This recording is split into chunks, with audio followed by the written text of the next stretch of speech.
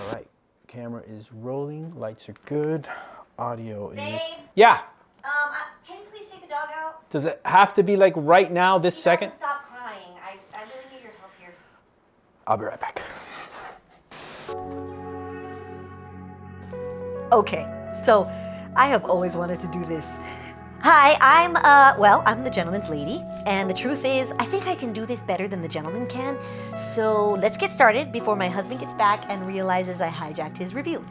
Today, we're gonna take a look at the Bicycle Autobikes #1 playing cards.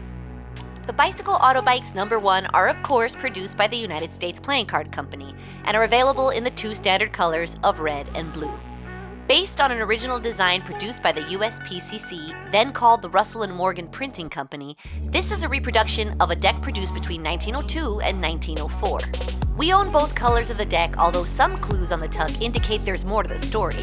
The red deck features an upgraded tug case not present with the blue version we own, a higher quality matte cardstock, embossed lettering, and red stamped foil accents on the more deluxe tug case speaks to the multiple printings, and more thorough examination of the ad copy on the bottom of each box does in fact point to different runs. With the copyright info on the blue case reading 2017 as the year of production, while the fancier ones read 1 year earlier. For some reason, Bicycle seemingly decided to reduce printing costs by going with a simpler tug case. There's one more distinction between the two printings.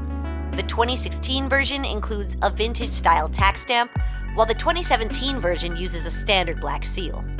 Outside of the foil and embossing, the tug case design itself is the same on both variants. The front of the box features Bicycle branding, although in a slightly different font than what we're used to. The bottom reads United States Playing Card Company and Russell & Morgan Factories, plus the name of the edition, Autobikes #1.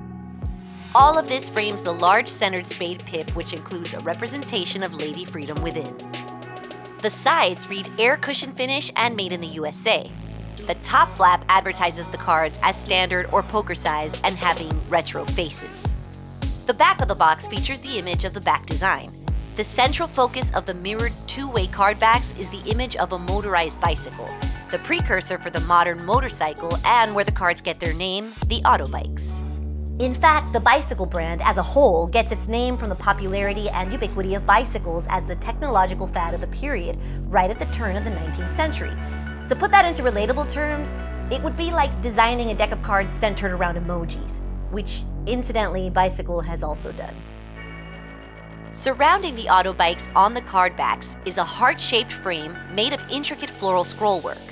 The card backs for both decks include two separate tones of the same base color, either dark and light blue or dark and light red. The faces of the cards definitely feel more retro than the Bicycle standards we've come to know. You can immediately notice that the index font is thinner and smaller, and the pips are different from the standard, especially the small tail on the bottom of the club and Spade pips, which here takes on a tab-like square appearance. Speaking of colors, the red of the Autobikes is far more muted than the standard red you might find on rider backs.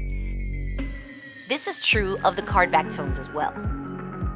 The tones on the court cards are also muted, and although the design of the court members are very similar to the standard Bicycle courts, the facial features are a bit less refined, further accentuating the retro feel. The Ace of Spades also features Lady Freedom with some Bicycle branding and copy. I gotta say the cards handle very well, although you can tell they are printed on a more standard stock than the more premium feeling paper you might find on a deck made for Theory 11 or Art of Play. Well, I mean, at least I can tell that. Inside the box, you will also find an ad card with some historical context for the deck and, ironically, a more than slightly anachronistic social media ad card. There are also two jokers.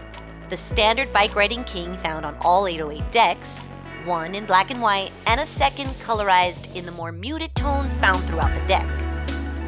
Look, all in all, this is a great deck for gameplay, for magic, and obviously for cardistry, and a nice addition to any collection. but especially those collections most concerned with bicycle-branded cards or vintage-inspired decks. The 2017 printing of the deck with the more stripped-down tuck case is still available on bicyclecards.com, and many of the playing card retailers carry them as well. You'll have to do some hunting to find the older print run. We found ours in the board game section at our local Barnes & Noble bookseller. If you're still watching, it means you enjoyed this review, so please hit the like and subscribe button, because if this video gets 50 likes, I'll be sure to come back and do another review. So for now, the Gentleman's Lady is